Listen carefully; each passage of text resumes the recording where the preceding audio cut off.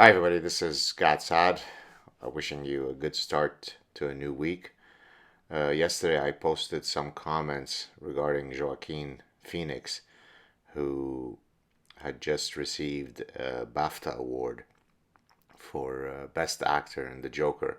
Now, some of you may remember that I posted some comments recently about just how extraordinary his performance was. I'm not one who is too fond of the whole acting industry, but when I saw the movie, it truly, there are some scenes that, you know, I had goosebumps. And so, in the same way that watching a great soccer player can move you because of his artistry, in this case, I truly think that, you know, Phoenix was at his absolute best and really encapsulated what it is to be a great thespian. And so for that, he deserves all the credit. But rather than heeding Ricky Gervais's edict that he had given when he hosted the Golden Globes, where he said, listen, get up, accept your little award, and move on, and don't patronize and condescend and, virtue signal and the rest of it. Apparently, Joaquin Phoenix had not hated that advice because he got up and gave him, I don't know, maybe a 2-minute speech where he was apologizing for not having done more to contribute against the fight, due to lack of diversity and systemic racism and the rest of it. I explain in my forthcoming book that if you go see a clinical psychologist or a psychiatrist because you are engaging in individual self-loathing, like you hate yourself, then no therapist worth his or her salt would say, yeah, that's great, that's virtuous. They would try to find ways by which they could convince you that it is not a good idea to engage in self-loathing. Yet the exact same mechanism of self-loathing becomes a virtuous quality when you are engaging in self-loathing about immutable characteristics like being male or being a white male or being a heterosexual white male. That now has become something that every progressive person should spend a few minutes self-flagellating about. And so it was so disappointing to see this guy, who is obviously an incredibly talented actor, succumb to this mind parasite.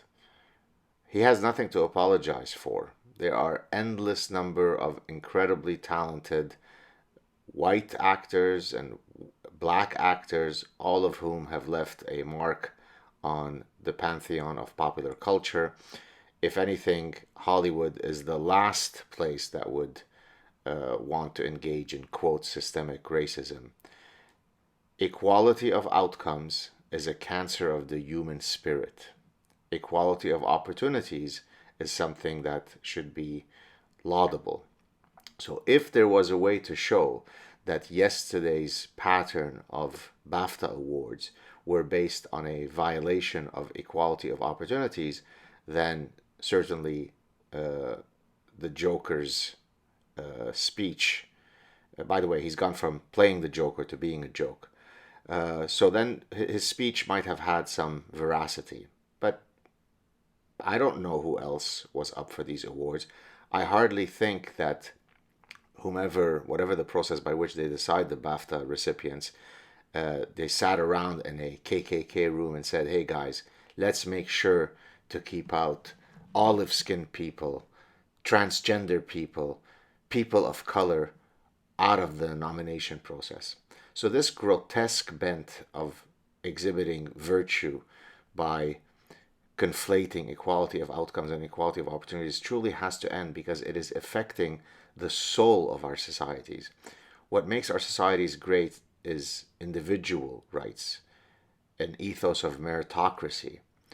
The winners of the Boston Marathon over the past 25 years hardly represent diversity, inclusion, and equity. Let me help you out. They mainly come from East Africa. They mainly come from Kenya. The winners of the 100-meter sprint in the Olympics over the past many, many years don't come from a broad diversity of races and skin colors. The winners of the World Cup have come from only 8 nations out of all the nations in the world. Not very diverse. We have to stop with this die cult, die, diversity, inclusion, and equity. It is attacking the central engine by which societies move along the trajectory of excellence. So again, if there is systematic racism somewhere, true systematic racism, true systematic bigotry, as there has been in the past, then we should eradicate it. But trying to come up with instances of supposed institutional racism where none exists is itself a cancer of the human spirit. Please fight against this mindset. You think that it protects you because you're somewhere hiding in anonymity, but it will come for you soon enough. Cheers, everybody.